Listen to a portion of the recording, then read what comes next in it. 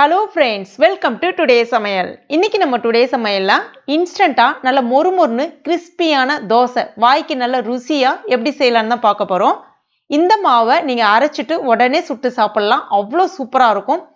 இதை நீங்க புளிக்க வைக்கணும் அப்படிலாம் எதுவுமே கிடையாது. அதே மாதிரி கூடவே இதற்கு ஒரு இணையான சட்னி எப்படி செய்யலாம்னு பார்க்க போறோம். இந்த ரெண்டுத்தினுடைய கோம்போவுமே வேற லெவலா இருக்கும். இதை இப்போ நம்ம எப்படி செய்யறதுன்னு பார்க்கலாம். இந்த ரெசிபி செய்யறதுக்கு 200 கிராம் பாசிப்பருப்பை 2 தடவை தண்ணியில் அலசிட்டு தேவையான அளவுக்கு தண்ணி சேர்த்து அரை மணி நேரம் மட்டும் ஊற வச்சு வச்சிருக்கேன்.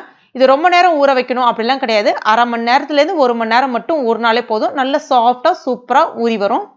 இப்போ இதில் இருக்கக்கூடிய தண்ணீரை வடிகட்டிட்டு மிக்சி ஜாரில் சேர்த்துக்கலாம்.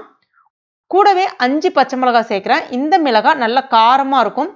எப்பவுமே இந்த மாதிரி இன்ஸ்டண்ட்டாக செய்யக்கூடிய தோசைக்கு கொஞ்சம் காரம் ஏற்றினாதான் அந்த தோசை ஒரு மண்ணு மாதிரி இல்லாம நல்ல மொறுமொறுன்னு வாய்க்கு நல்ல ருசியா இருக்கும்.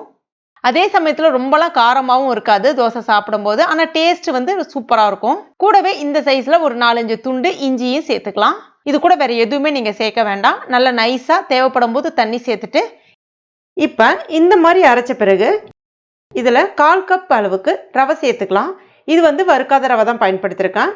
அடுத்ததா 1/4 கப் அளவுக்கு பச்சரிசி மாவு, இடியாப்பத்துக்கெல்லாம் பயன்படுத்துவோம்ல அந்த மாவு தான் சேர்த்துட்டு தேவைப்பட்ட கொஞ்சமா தண்ணி சேர்த்துட்டு இந்த மாதிரி நல்லா நைஸா அரைச்சு எடுத்துக்கோங்க.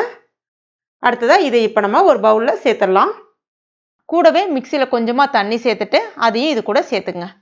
சேர்த்துட்டு தேவையான அளவுக்கு உப்பு சேர்த்துட்டு ஒரு முறை நல்லா கலந்து விட்டுக்குங்க. இது அப்படியே இருக்கட்டும். அடுத்ததா நம்ம சூப்பரான சட்னி எப்படி செய்யறதுன்னு பார்த்துட்டு வந்துடலாம்.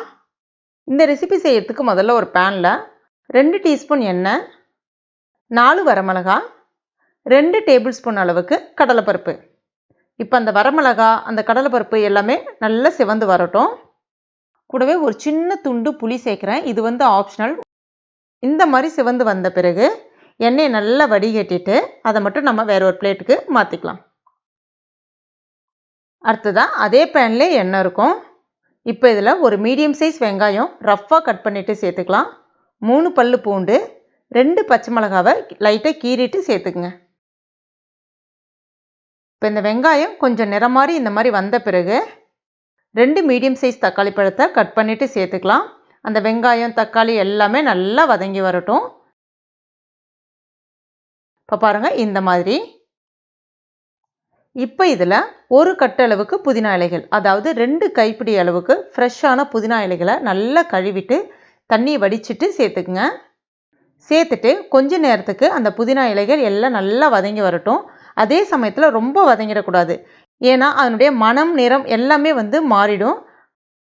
அதனால் இந்த பதத்துக்கு வந்த பிறகு ஸ்டவ்வை ஆஃப் பண்ணிவிட்டு நல்லா ஆற வச்சிடலாம்.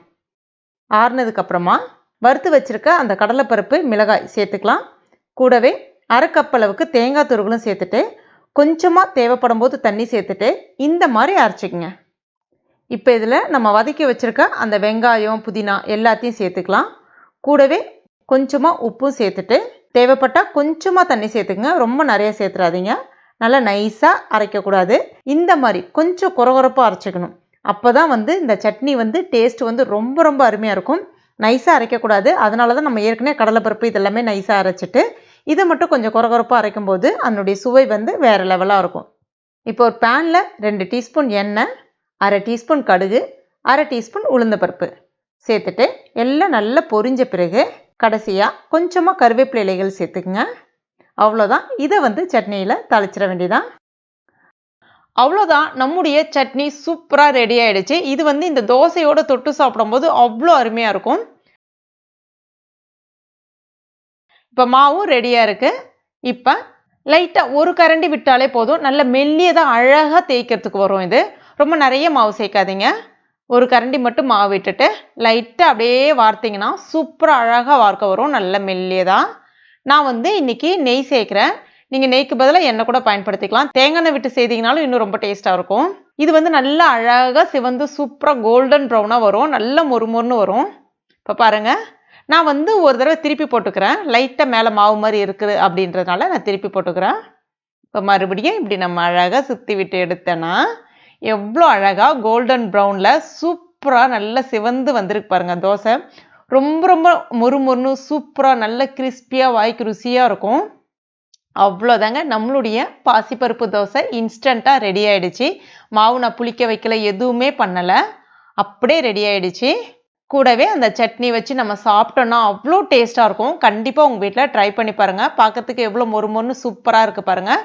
ட்ரை பண்ணிவிட்டு மறக்காமல் எனக்கு கமெண்ட் பண்ணுங்கள். இந்த வீடியோ உங்களுக்கு பிடிச்சிருந்துன்னா லைக் பண்ணுங்கள். உங்கள் நண்பர்கள் மற்றும் ஃபேமிலி மெம்பர்ஸ் கூட மறக்காமல் ஷேர் பண்ணுங்கள்.